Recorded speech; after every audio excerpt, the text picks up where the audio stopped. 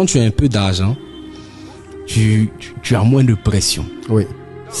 Moi, malheureusement, en Afrique, avec la religion, non, l'argent, c'est pas le but de la vie. Tu n'es pas...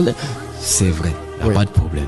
Mais quand tu as de l'argent, c'est vraiment une sorte de liberté. Oui.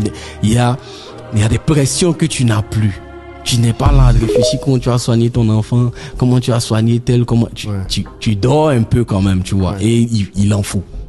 J'avais dit aux gens, j'ai perdu 10 millions.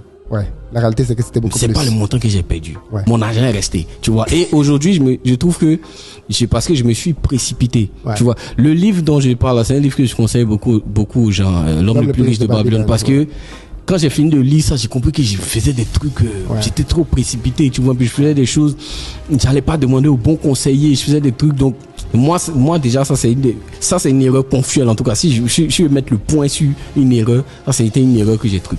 Mais par contre, la plus grosse erreur, et je reviens dessus, que j'ai malheureusement eu à faire, c'est d'essayer d'assumer une image que je ne pouvais pas assumer. Avec un train de vie, quoi. Un train de vie que je ne pouvais pas assumer. Parce que pendant une période, j'ai dilapidé beaucoup d'argent dans ça.